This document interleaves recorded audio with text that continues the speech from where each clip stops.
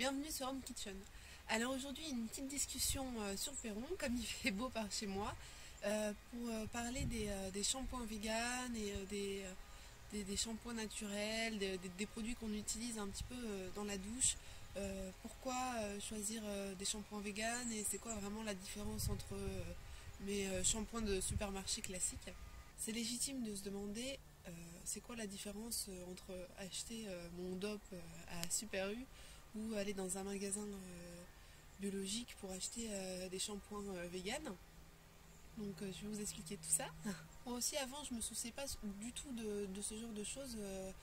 Il y a encore 3-4 ans de ça, j'ai dépensé beaucoup d'argent pour ce qui était toute la cosmétique, les cheveux, le maquillage, les produits en général, de beauté, etc.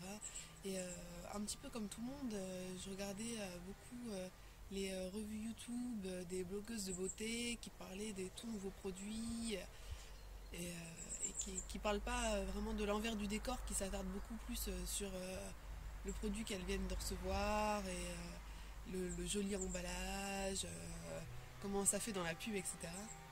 Mais justement, je pense qu'aujourd'hui, il est temps de se poser quelques questions supplémentaires et d'avoir une consommation un petit peu plus responsable.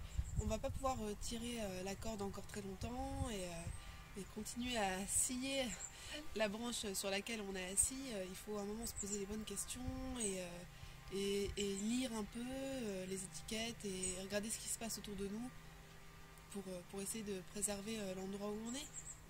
Alors c'est vrai, à la télé, on voit un petit peu plus des pubs sur les derniers masques ultra réparateurs, plus besoin de couper les cheveux que sur l'huile d'olive ou l'huile de coco, parce que sinon ça serait la faillite pour beaucoup d'entreprises.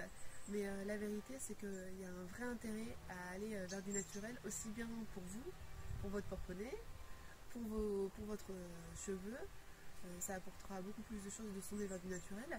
Mais pas seulement, pour vos enfants aussi, pour votre santé et pour l'environnement.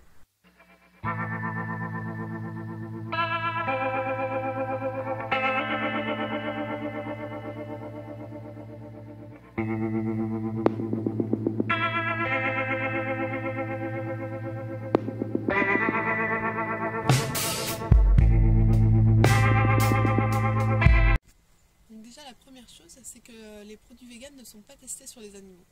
Et ça c'est quand même un point assez important, parce que même si vous n'êtes pas végane, ni végétalien, ni végétarien, ni même flexitarien, ou que vous n'avez jamais réfléchi à ce genre de choses, et que vous avez une certaine logique qui est de manger de la viande parce que vous pensez que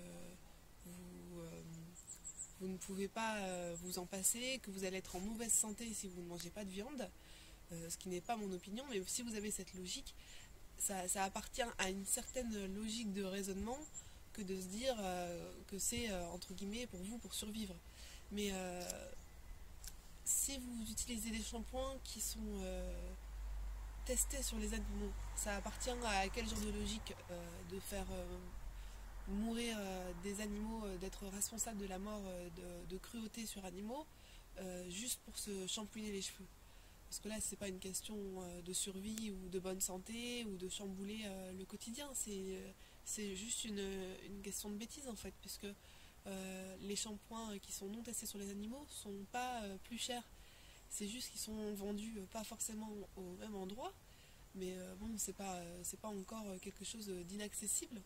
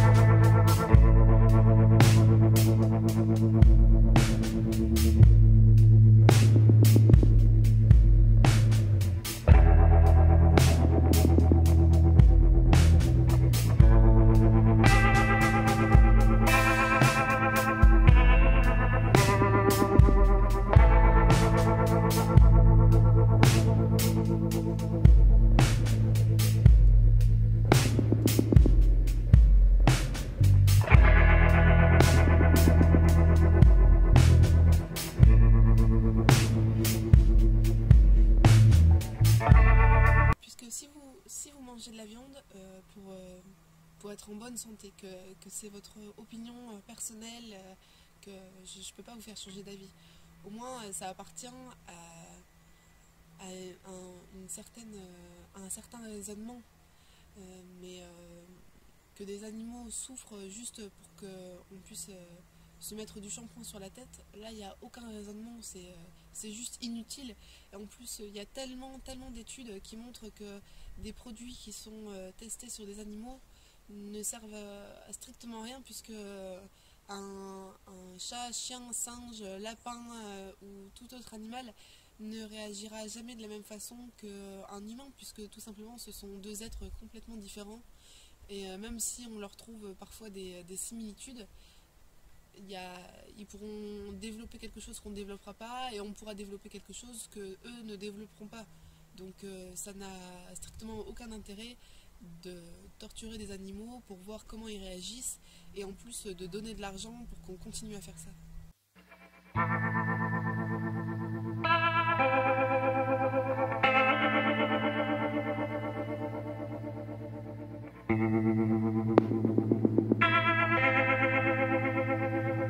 Bon, et là vous me dites, oui mais c'est pas toutes les marques, faut pas exagérer, qui testent sur les animaux, c'est pas non plus tout le monde qui fait ça.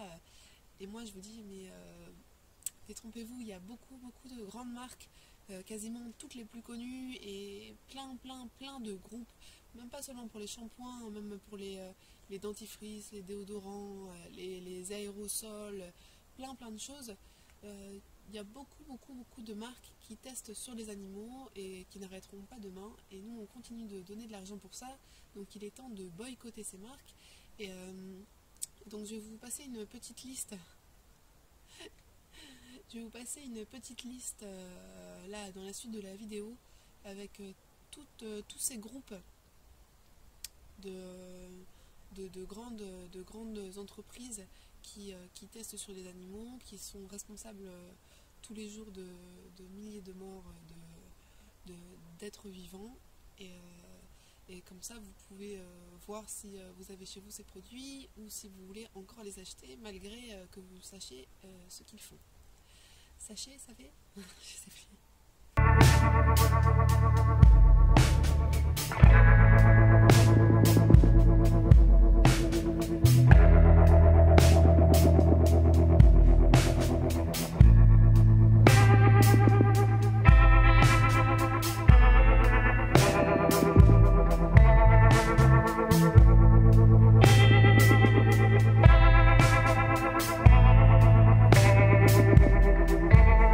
Alors il y a un deuxième point qui est important aussi dans les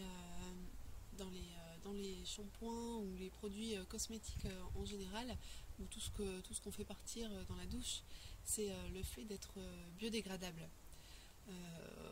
Aujourd'hui on est arrivé à un stade critique, même dans les informations on parle sans cesse de pics de pollution. C'est pas seulement dans l'air, c'est dans la terre, dans l'eau, dans tout, c'est devenu catastrophique.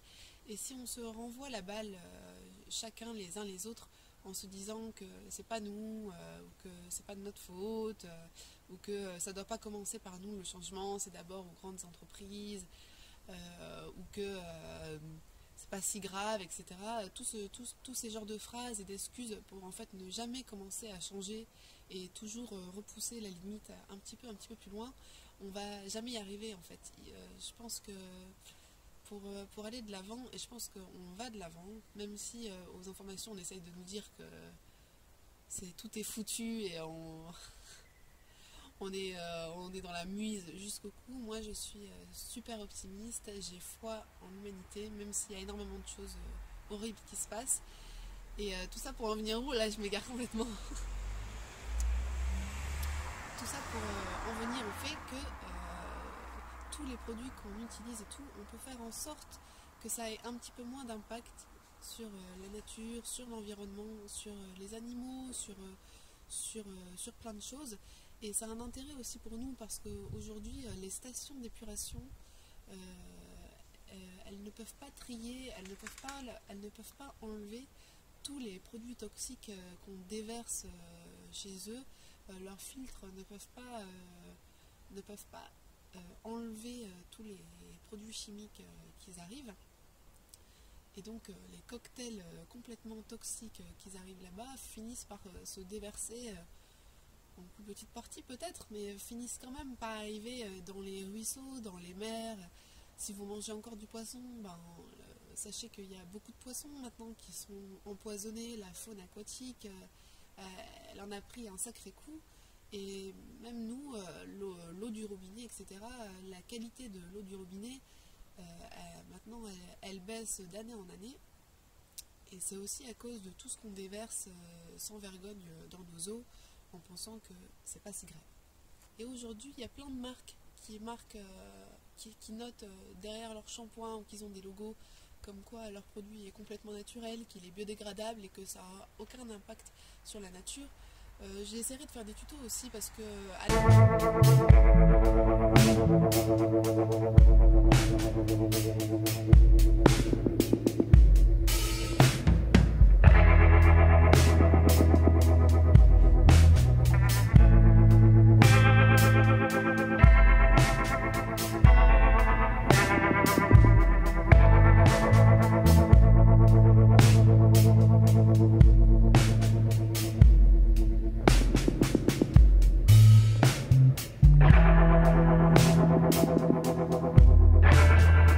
il y a moyen de diminuer un petit peu tout ce qu'on utilise comme produit pour nettoyer chez soi. On peut utiliser du savon de Marseille, du savon de Castille, du savon noir.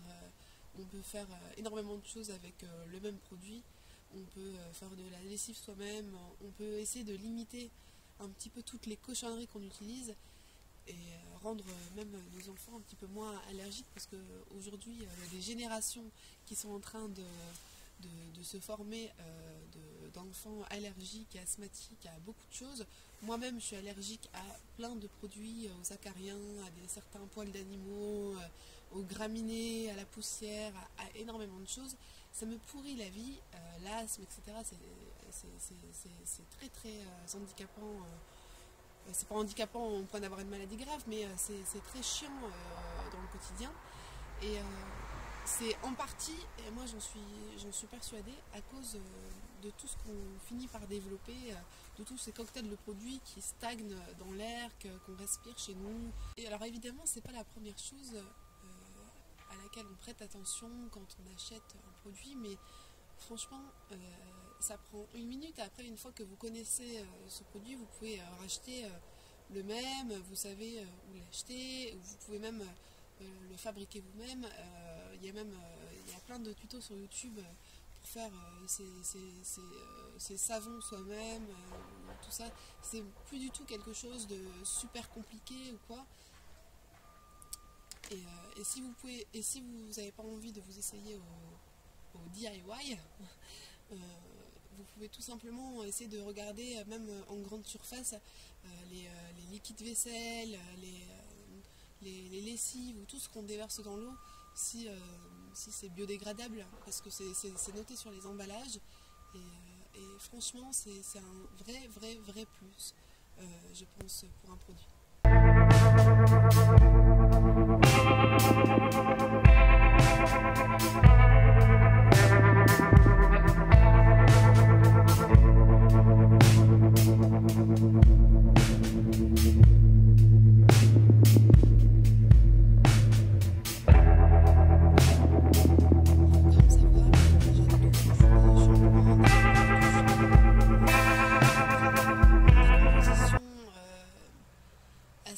Assez douteuse, avec des composants toxiques issus de la pétrochimie. Et quand on se lave, tout ça, il y a certains composants qui se retrouvent dans la vapeur d'eau dans la douche, qu'on inhale. On inhale ces produits, ils se retrouvent dans nos poumons, ils se retrouvent dans notre organisme, ou d'autres qui traversent notre épiderme, les gels douche, les crèmes, etc. et sont retraçables dans notre sang à peu près une demi-minute après, je crois, même pas. Et ça, c'est la même chose pour nos enfants, en fait. Donc tous les produits qu'on a dans nos douches et dans nos salles de bain, ça se retrouve dans notre sang, dans nos poumons, dans l'air qui stagne chez nous. Et c'est assez inquiétant. Aujourd'hui, je suis sûre que si je vous dis que la moitié de vos produits est totalement inutile, vous n'allez pas forcément me croire, ou vous allez vous demander pourquoi je dis ça, mais il y a beaucoup de shampoings, de jets de douche ou de produits cosmétiques qui sont juste des gros mensonges dans un beau packaging avec une pub à gros budget, avec une mannequin Barbara Gould qui secoue ses cheveux dans tous les sens. Mais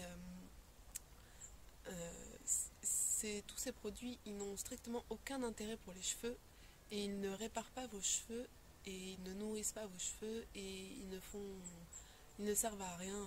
Ils les lavent brièvement, mais ça n'apporte strictement rien. Aujourd'hui, on se laisse un peu berner par toutes ces revues blog beauté, par les super packaging, avec les tubes à paillettes, senteur barbe à papa, caramel beurre salé, ces textures de gel bleu fluo, rose bonbon, etc. Mais je peux quasiment vous dire que tout ce que vous trouverez en grande surface, c'est inutile en termes de soins. Que tous ces produits sont inutiles, ils sont coûteux, en plus ils nous font toujours acheter plus et encore plus. Il faut maintenant un avant-shampoing, un shampoing, un après-shampoing, un conditionneur, un masque réparateur, un spray démêlant, une huile pour réparer les cheveux. Je ne sais même pas qu'est-ce qui existe encore, un spray bouclant, une mousse pour préserver du fer et de la chaleur, une mousse à onduler. Il y a tellement de produits qu'on nous fait acheter qui sont complètement inutiles. Donc pour que vous compreniez mieux, ça joue dans la dose.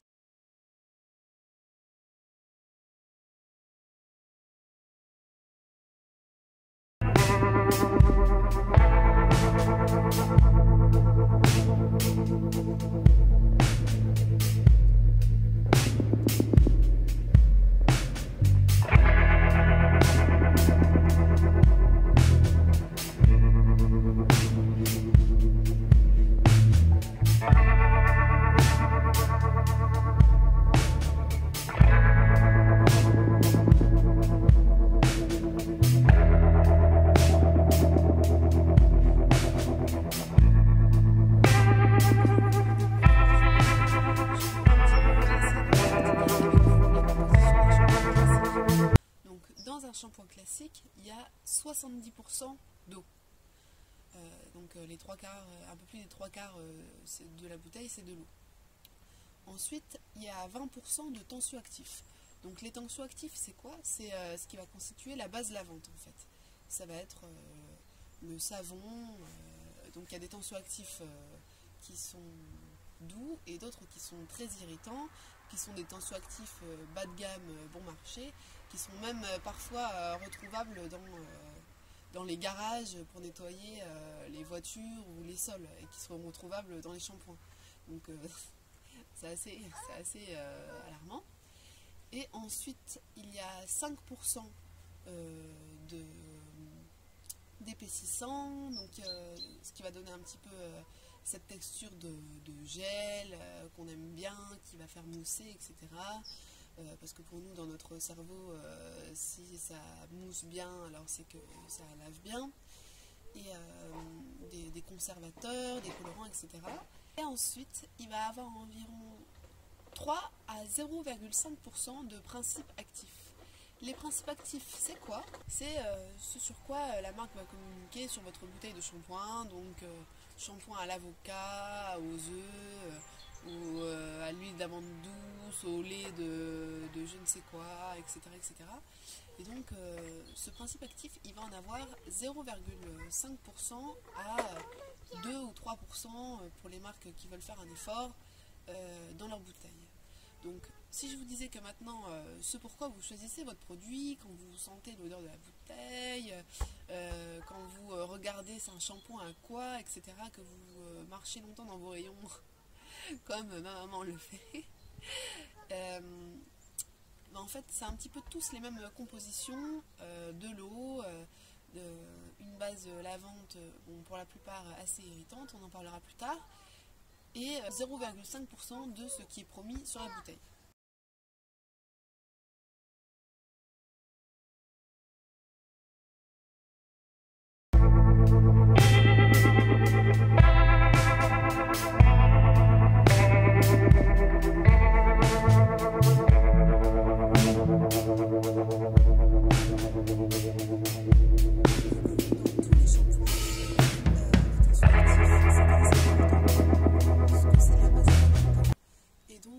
Dans la plupart des gammes classiques, celui qui est utilisé c'est le laurette sulfate. Donc le laurette sulfate, ou lauryl sulfate, ou ses dérivés, c'est un produit très irritant pour le cuir chevelu qui peut vous causer même des pellicules et donc après vous faire acheter des super shampoings anti-pelliculaires.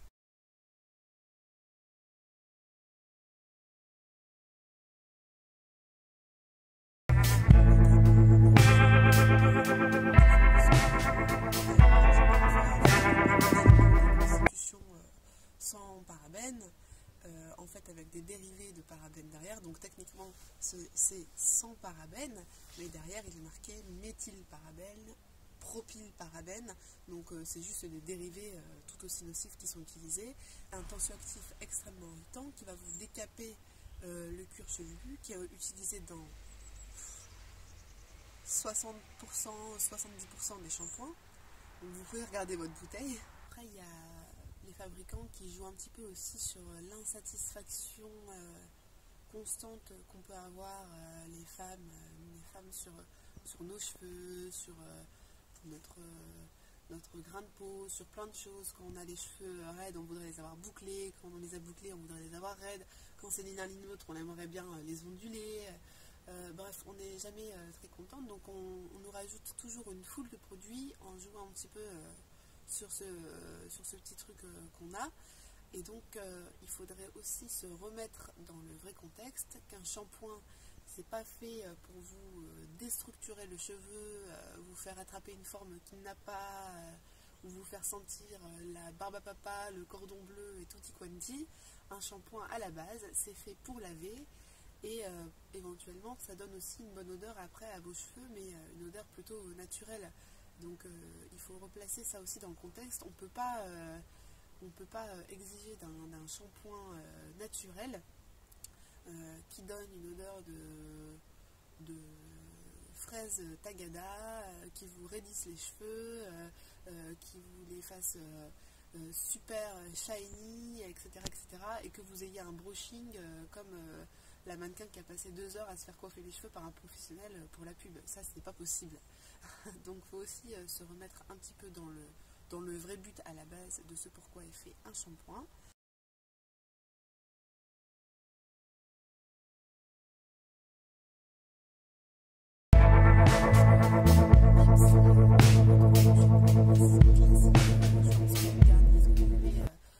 Quand vous sortez de la douche et que juste après vos cheveux sont doux, c'est ce que j'appelle l'effet qui se coule, parce qu'en fait ce sont tous les produits qu'il y a dedans, donc ça je vais vous expliquer ça tout de suite, qui vous rendent cet aspect un petit peu doux, lisse, etc. Et juste après, la plupart du temps, ça part déjà le 2e, 3e jour. La plupart des gens se relavent les cheveux de toute façon, parce que les cheveux régressent beaucoup trop vite à cause du laurette sulfate, à cause des produits, donc ils sont obligés de se relaver les cheveux parce que leurs cheveux sont déjà redevenus gras, puis leurs cheveux sont redevenus secs et rêches, parce que tout simplement, le shampoing 24 heures après, une fois la pellicule de produit évaporée, séchée, ce que vous voulez, il est temps de s'en remettre une couche. Et puis c'est aussi comme ça qu'ils se garantissent que du coup vous rachetez toujours plus de produits et toujours plus de bouteilles. Et puis comme vos cheveux sont secs et qui se démêlent pas facilement à cause de l'engendrement de tous ces produits, vous devez après acheter bien sûr le démêlant, puis le masque pour les réparer, puis les huiles, puis le spray, puis je ne sais quoi encore. Alors qu'en fait, tout simplement, si le shampoing ou les produits que vous utilisez faisaient bien leur travail, vous n'auriez pas sans cesse besoin de devoir courir à la réparation de votre cheveu, comme dans tout ce qu'on voit aujourd'hui. Tout est axé sur réparer le cheveu, nourrir le cheveu, réparer vos pointes. Si tous ces produits faisaient correctement leur travail, on n'aurait pas besoin de sans cesse réparer nos cheveux. Nos cheveux seraient juste lavés et tels qu'ils sont, et ça serait bien comme ça. Après, je vais vous mettre le lien sur des blogs de cheveux au naturel que j'apprécie fortement et auxquels je ferai un petit clin d'œil, qui expliqueront bien plus en détail, si ça vous intéresse bien sûr, les compositions de shampoing, les produits qu'il faut vraiment éviter, ou même les marques qui peuvent parfois se retrouver en supermarché, pas tous mais parfois. Je crois qu'il y a un shampoing de chez Timothée bio qui a une composition super clean, qui est trouvable chez Carrefour. Il y a un shampoing Mixa bébé bio qui est super, qui n'a pas de composition avec des dérivés de pétrochimie dedans, etc., que vous pouvez utiliser sans crainte, même sur vous, sur vos enfants, etc. Parce que moi, je ne pourrais pas, bien sûr, développer sur tous ces produits-là, même si j'en connais une bonne majorité, mais la vidéo sera un petit peu trop longue.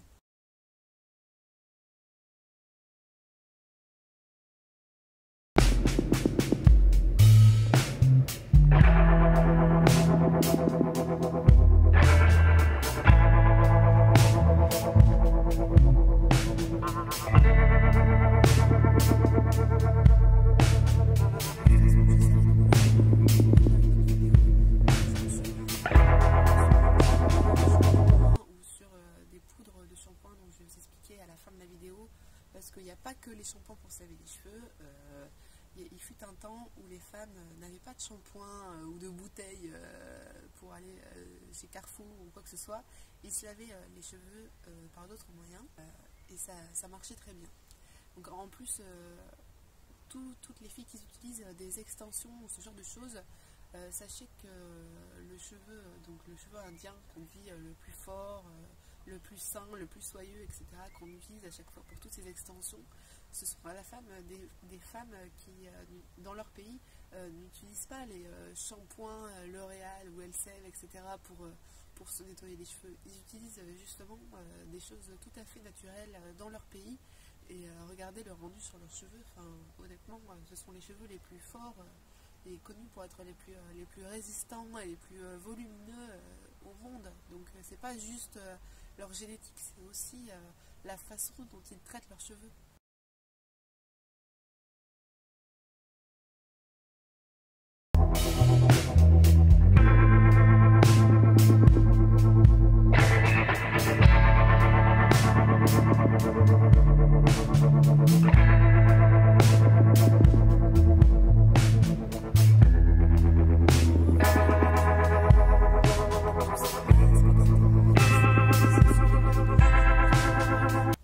Chez vous ces huiles prodigieuses vendues par les grandes marques, etc., qui vous promettent de ressouder vos pointes et de combler vos brèches, etc., dans les cheveux cassés. Sachez qu'à la base, le cheveu, c'est une matière morte. Il n'y a que le bulbe à l'intérieur de votre cuir chevelu qui est vivant. Tout ça, toute la mèche, c'est une matière morte. C'est comme le blanc de vos ongles. Une fois que vous vous cassez un ongle en faisant de la cuisine ou quoi que ce soit, vous savez bien que le blanc de votre ongle, il ne va pas se ressouder.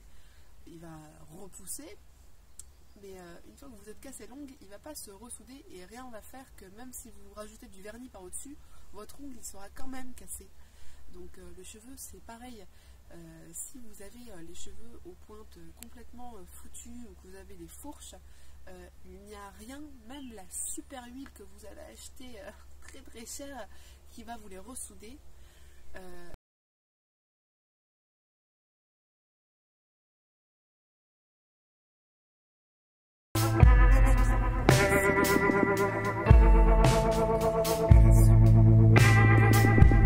Rendu un toucher plus doux par au-dessus toutes vos fourches et vos cheveux cassés. Mais vos cheveux ne seront absolument pas réparés. Donc en fait, le silicone, c'est quoi? C'est un produit qu'il y a quasiment dans tous les shampoings et les après-shampoings et les masques et les huiles. Ça agit un petit peu comme un vernis très très collant. Donc vous allez le retrouver en annotation, il va y avoir plein de dérivés, diméthicone, tout ce qui finit par éthicone, enfin tout ce qui a un petit peu comme suffixe du silicone. Et donc ça va apporter comme un vernis sur vos cheveux qui va venir coller tout ce qui dépasse. Et en dessous, votre cheveu sera quand même tout à fait abîmé, et il peut être tout à fait foutu. Et donc en plus de coller ces brèches, donc vous donnez quand même l'impression que par au-dessus c'est tout, puisqu'en fait ce que vous touchez c'est ce vernis, ce n'est pas vos cheveux. Et vos cheveux ne sont pas comme par magie réparés, ce sont juste ce vernis que vous touchez.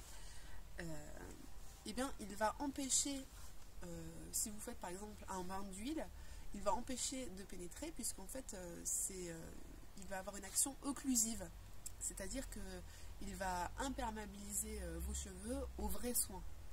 Donc c'est quand même embêtant si vous faites un shampoing avec du silicone et que vous utilisez ça pendant des mois et des années, et que soudainement vous voulez faire un bain au beurre de karité ou à l'huile de brocoli par exemple, qui est super bonne pour les cheveux. Le soin va avoir quasiment aucun effet sur vos cheveux, parce que dans tous ces produits, il y a ces silicones qui sont des matières complètement occlusives et toxiques, et qui vont juste étouffer vos cheveux, les rendre poisseux, et une fois qu'ils seront partis et que vos cheveux seront un peu alourdis par ce genre de produit, vous aurez besoin de vous remettre ce genre de masque avec des silicones, et vous aurez de nouveau l'impression qu'ils seront doux, mais en fait ils ne seront pas du tout réparés, et à un moment ou à un autre vous devrez vous les couper. C'est un peu pour quand vous faites des manucures et que vous mettez pendant très très très longtemps sans jamais laisser votre ongle respirer je sais pas comment ça s'appelle, des prothèses ongulaires, je sais pas trop, des faux ongles avec de la colle, etc. par au-dessus. À la fin, votre ongle en dessous il va être complètement dévitalisé, et si vous laissez votre ongle comme ça à un moment sans faux ongles, il va avoir l'air complètement pourri et tout ça, parce qu'il n'aura pas eu l'occasion de respirer, d'être en bonne santé, etc. Le cheveu c'est pareil, à force de mettre tous ces produits, etc. dessus, non seulement les vrais soins que vous allez faire ils n'auront plus aucun effet, mais en plus en dessous vos cheveux seront quand même tout pourris quoi.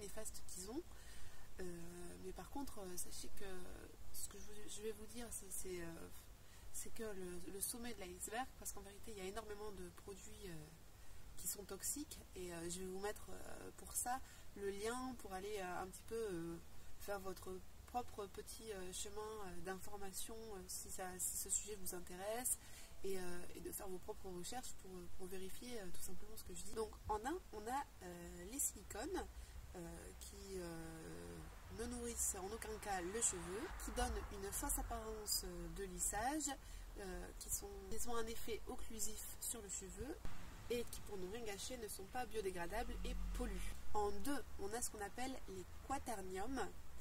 Ce sont tout simplement des dérivés de silicone qui en plus sont des perturbateurs endocriniens. Donc ce qu'on parlait tout à l'heure sur les allergies, etc. Les perturbateurs endocriniens, justement, ils vont avoir cet effet. À force de tous ces produits qu'on inhale et qui se retrouvent dans notre organisme, on finit par développer des allergies. On peut les développer à l'adolescence, mais aussi bien en étant adulte. C'est pas parce qu'à 30 ans on n'a jamais eu d'allergie qu'on ne va pas en avoir une à 35 ans qui va finir par se développer à cause de ce genre de produit. En 3, on a tout ce qui est conservateur très dangereux, donc comme le parabène, ou faites attention, comme je vous dis, il y a plein de shampoings qui mettent sans parabène, et en fait c'est juste pour mettre des dérivés de parabène, donc méthylparabène, propylparabène, tout ce qui finit par parabène c'est exactement la même chose. Le formaldéhyde, donc en fait ce qui est un dérivé du formol, qui est un horrible conservateur ultra toxique.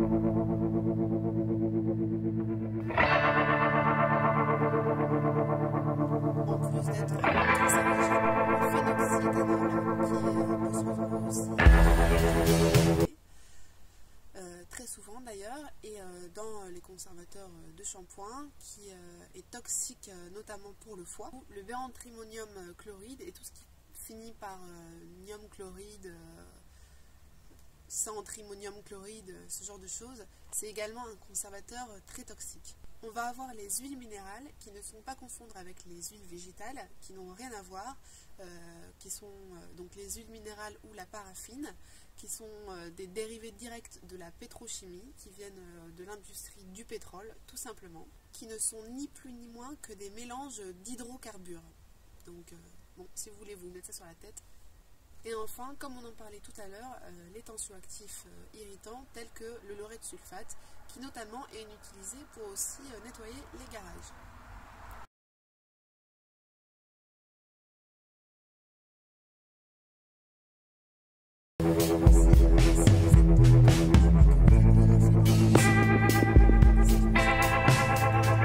Je suis maman où je faisais des photos et donc on me proposait tout et n'importe quoi sur mes cheveux. J'étais blonde, rousse, les cheveux noirs, des permanentes, tutti quanti. Et donc j'ai fait les fameux lissages kératine. Donc ça porte même pas forcément le nom de lissage brésilien, hein, c'est lissage kératine, etc. En plus, dans les salons, je sais que ça a un certain prix. Et donc ne faites surtout pas ces lissages. En plus d'être une arnaque incroyable, vous allez vous abîmer les cheveux. Donc c'est vrai que c'est complètement contradictoire ce que je dis, parce que justement le résultat c'est la promesse d'un cheveu incroyablement soyeux, mais en fait c'est exactement le contraire.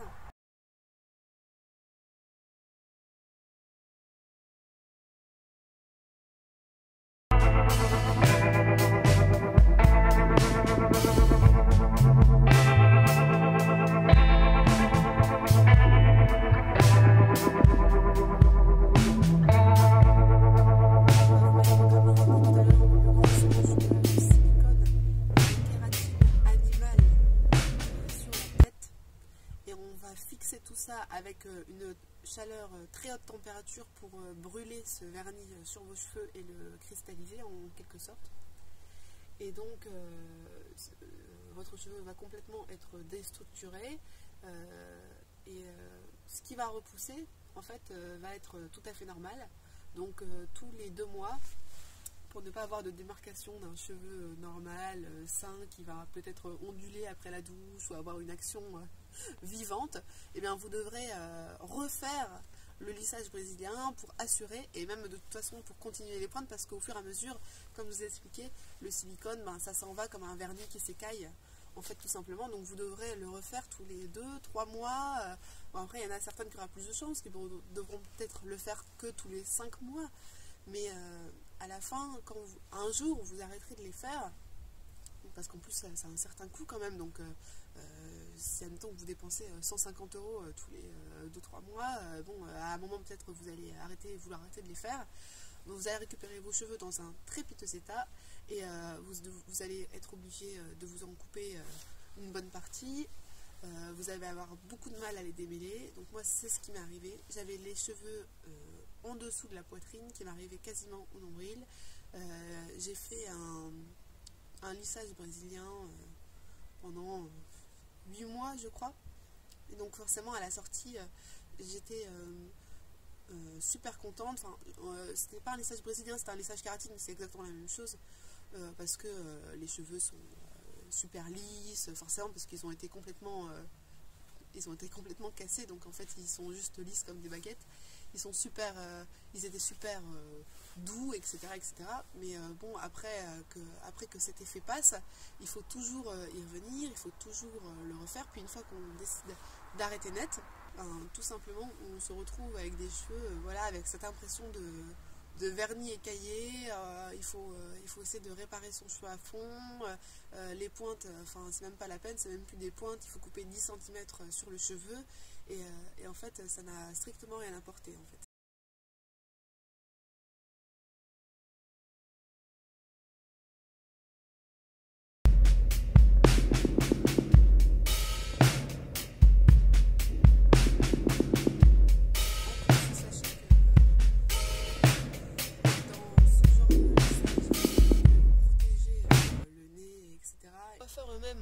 se protège de ces produits pour ne pas les respirer, parce que dedans il y a donc des dérivés de formol, comme on en parlait, qui sont extrêmement toxiques et cancérigènes.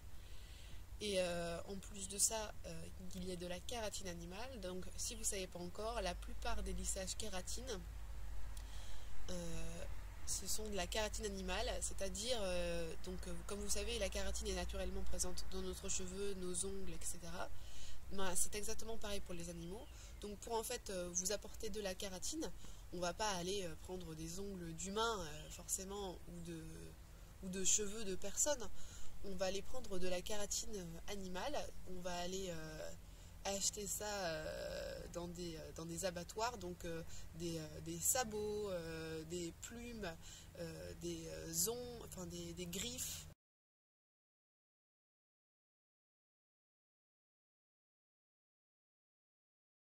Cornes, etc. On va récupérer tous les vieilles cornes et tout ça dans les abattoirs. On va en faire une poudre et ça va s'utiliser dans vos super lissages kératine et donc c'est ça que vous mettez sur vos cheveux. Et donc tout simplement quand vous vous dites mais non c'est de la kératine végétale, eh bien sachez que les lissages ou les produits avec de la kératine végétale, tout simplement dans le paquet derrière, ou là où il est marqué en fait les composants, ce qu'on appelle les composants, la liste INCI, quand vous regardez les ingrédients en latin, en anglais, etc., genre c'est jamais expliqué en français normalement, c'est toujours dans des noms en latin, etc.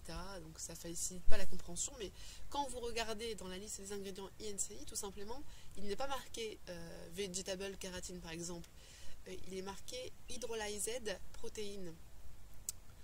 C'est-à-dire protéines végétales hydrolysées. C'est ça en fait qui va être la kératine végétale. Il ne sera pas marqué kératine végétale, il sera marqué hydrolyzed vegetal protéines, donc en anglais. Et c'est assez rare, voire même très rare dans les lissages.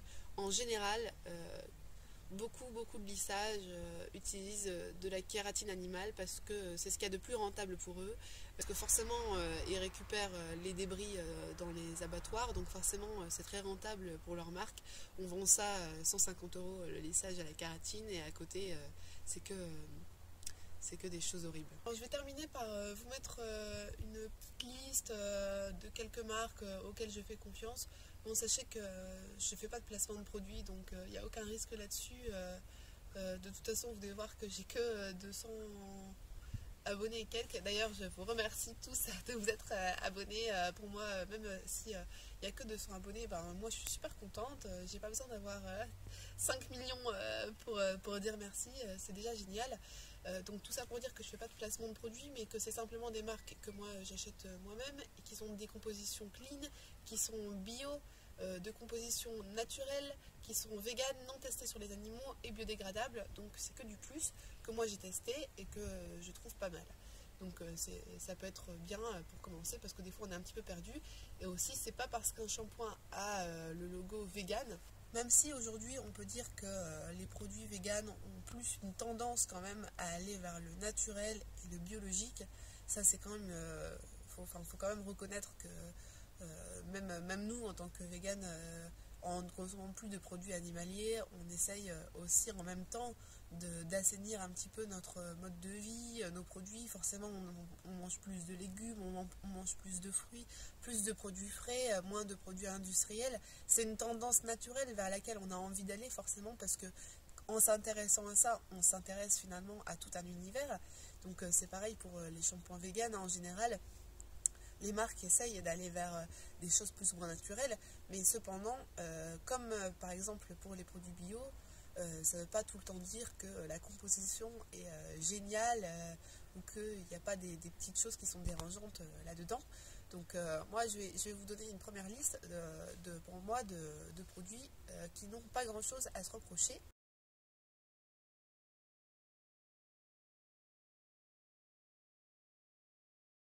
Et vous montrer par la même occasion ce que moi j'utilise en ce moment.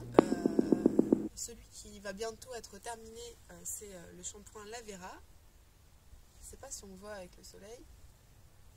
Donc il y a la mention comme ça vegan, il y a voilà, il y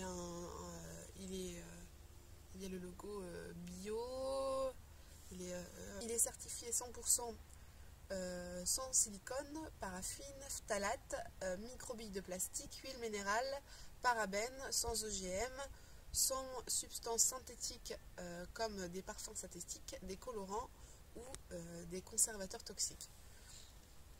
Donc c'est assez bien. Franchement, je l'ai testé. En plus, il a une petite odeur, on dirait une petite odeur de rose un peu, c'est sympa. Et donc, j'ai racheté un autre shampoing de chez Logona. Logona qui est une marque que j'aime beaucoup. Voilà, qui est comme ça. Et donc, pareil, c'est aux extraits bio. Donc là, c'est au Ginkgo. Et donc pareil, ce shampoing-là, il est non testé sur les animaux, il est naturel, d'origine biologique, aux extraits bio, et sa composition n'a pas de tensioactifs irritants, et ni de parfum de synthèse. Donc voilà, pour moi c'est super. J'utilise en dernier, vu que j'ai les cheveux assez longs et que j'ai vraiment envie de les laisser pousser, j'utilise un espèce de masque brillance à l'huile d'argan de la même marque.